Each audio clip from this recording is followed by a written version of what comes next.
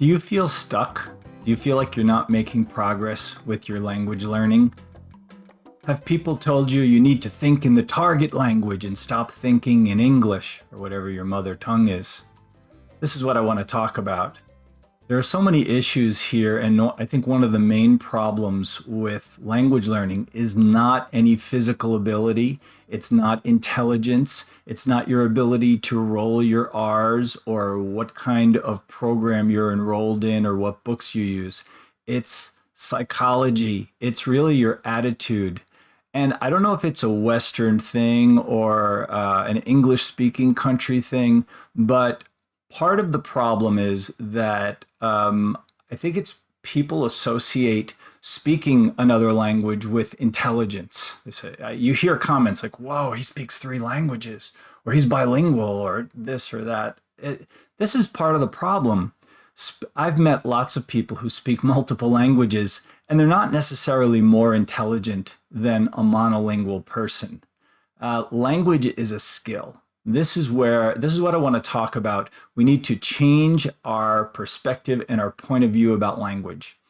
Language is just like getting a driver's license and learning to drive a car.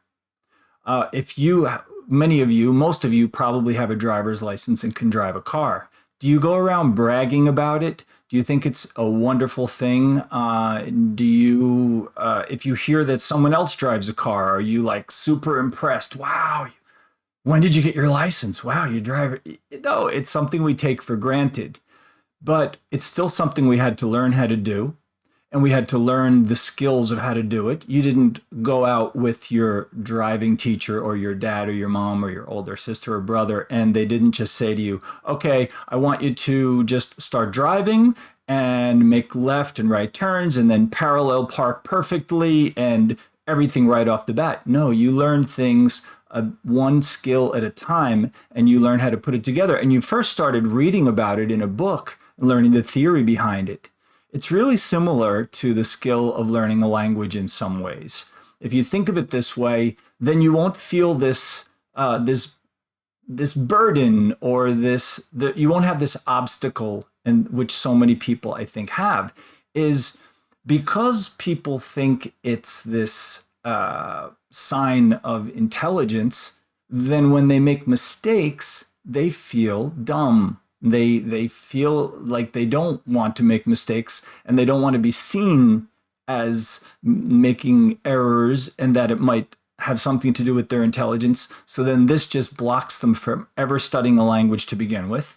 Or after they start studying the language, they get depressed, or they just feel bad or embarrassed, and they don't like that feeling. Who likes this feeling?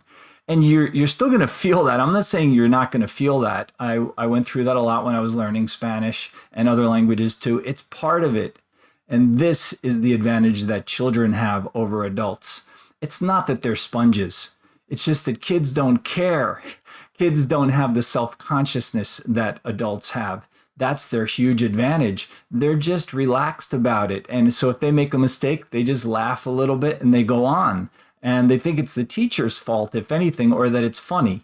And so this enables them to receive the information more freely. And please dwell on that a little bit. Think about what your attitude is. And if you could just have a more relaxed attitude, not take yourself so seriously.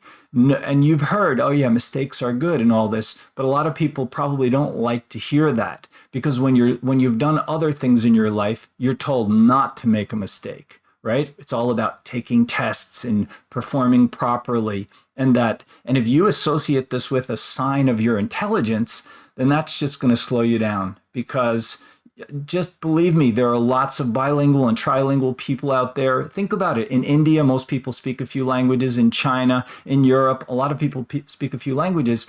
And they aren't necessarily so impressed with each other or think, wow, because you speak 3 languages and you live in Switzerland, you're so much more intelligent than everyone else. I'm not saying that knowing other languages hurts your intelligence. No, it certainly doesn't. But it's not like we need to disassociate it from that and just think of it as a skill. If you think of it as a skill, it'll be much more easy. Now, if you've had a teacher or somebody tell you, you have to think in Spanish or you have to think in your target language, I have a feeling that this is a person who has never had to learn a second language. They were probably brought up speaking two languages in their house or wherever they lived in their country. When you're learning a second language from scratch, it's impossible to not think in your first language. So if people tell you that, don't just ignore them. Don't feel bad about it. I never tell my students, you have to think in the target language. Now, is it good? Is it like a worthy thing to try to start thinking in the other language? Yes, it's good. And that I would suggest, like as an activity, take a few minutes and purposely try to think in the target language, but never like to criticize somebody and say, oh, you're thinking in English, stop that, and you need to think in Spanish.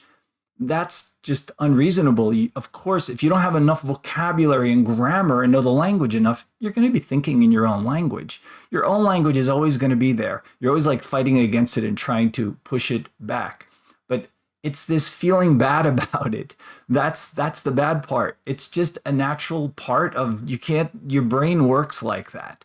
What happens is I noticed with myself that as I learned more vocabulary and grammar in Spanish, I naturally, at first I was holding on tight to English, and it just naturally, I let go of it. And I realized when I had enough vocabulary and grammar in Spanish, I then could start to think in Spanish.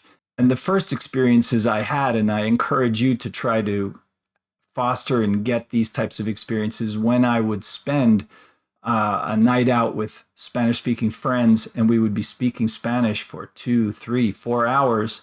And when we said goodbye and I was driving home, I noticed I was still thinking in Spanish because we were speaking Spanish the whole night.